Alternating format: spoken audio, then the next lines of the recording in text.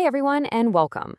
So, have you ever put on a VR headset and just thought, how does this actually work?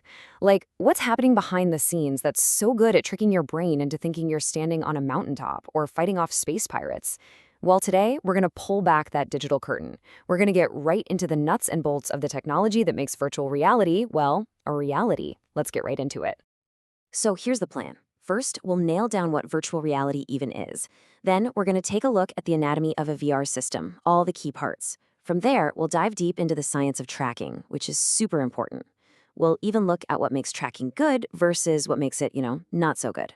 And we'll wrap things up by checking out some of the awesome ways we actually interact with these virtual worlds. Sound good? Let's go. All right, section 1. Let's start at the very beginning. It's simple, right? Before we can get into the nitty-gritty of how it all works, we got to make sure we're all on the same page about what virtual reality is. Okay, so at its very core, VR is all about building a believable illusion. And I mean really believable. Think about it. It's not like watching a movie on a screen. No.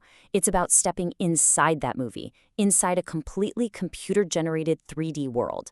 And there are 3 magic words here to remember: synthetic, immersive, and interactive. Synthetic just means it's man-made, right? Artificial. Immersive is that feeling, that gut feeling that you are physically there. And interactive?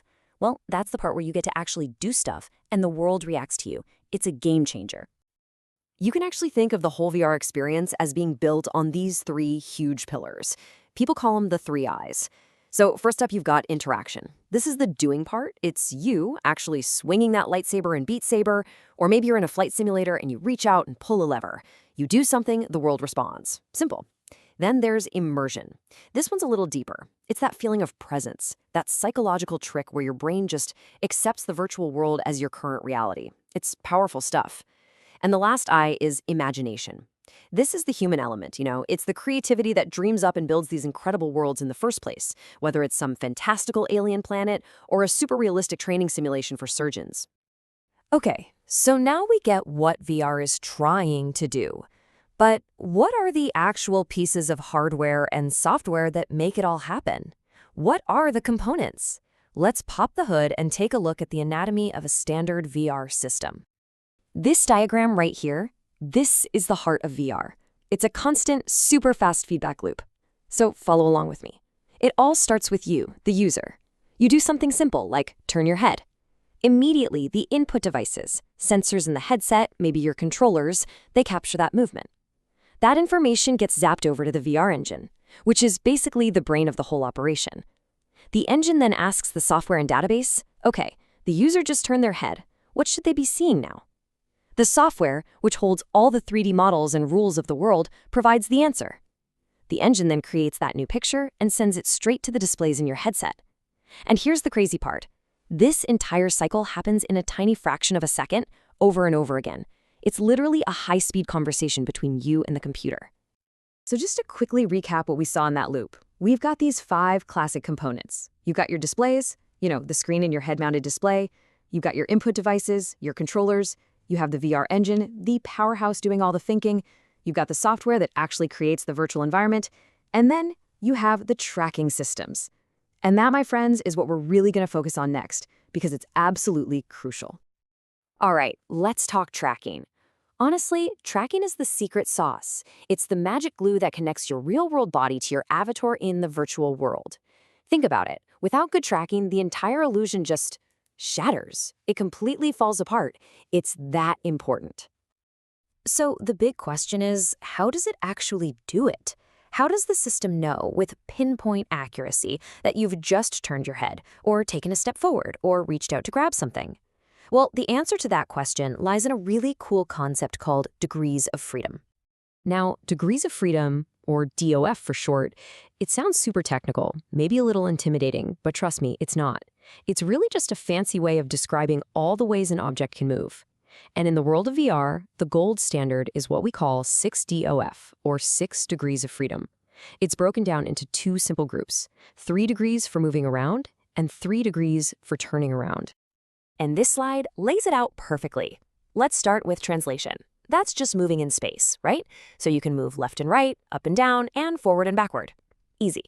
Now, rotation is even easier to picture because we do it all the time with our heads. You've got pitch, which is like nodding your head yes, you've got yaw, which is like shaking your head no, and you've got roll, which is tilting your head side to side. When a VR system can track all 6 of these movements at once, that's when you get that incredible, precise sense of being there. Okay, so just having 60 OF is one thing. But as you probably guessed, not all tracking systems are created equal.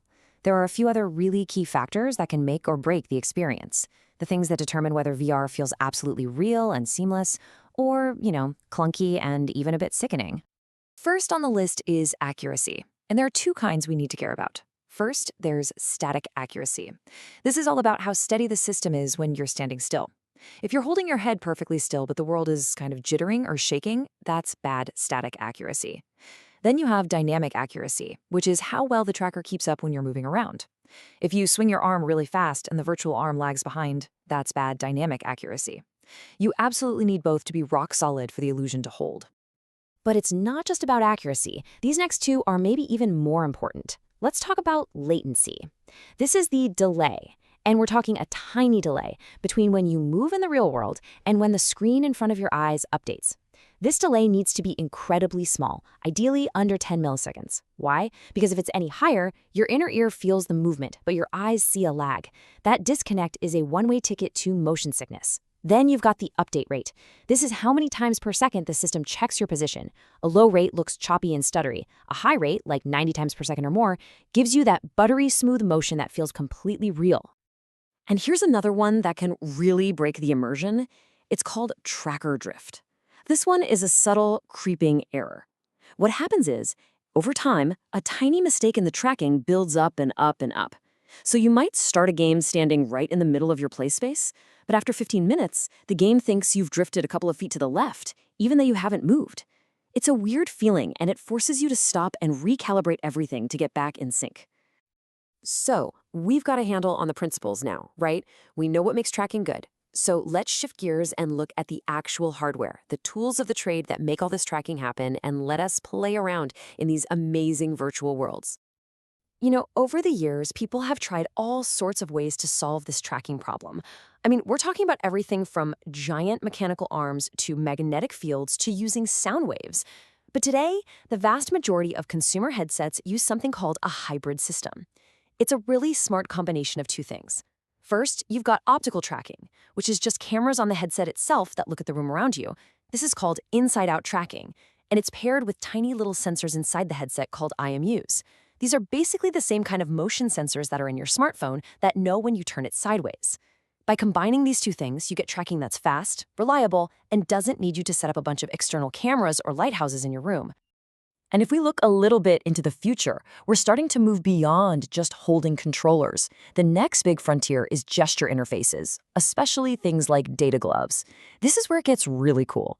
Instead of just tracking where a plastic controller is in space, these gloves are covered in sensors that track the exact bend and movement of every single one of your fingers.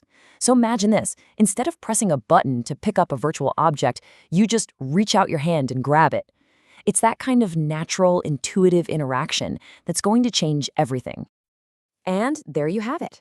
We've gone from the very definition of VR with the 3 eyes to the anatomy of the system, all the way down to the nitty-gritty science of what makes tracking feel so real. It really is this incredible dance between hardware and software, all working together for one single goal: to create a sense of presence, to make you feel like you are somewhere else. And as all of this tech just gets faster and smarter and more seamless, it really makes you wonder, doesn't it? What's the next step? How will we be interacting with our digital worlds in 5 or 10 years? It's going to be a wild ride.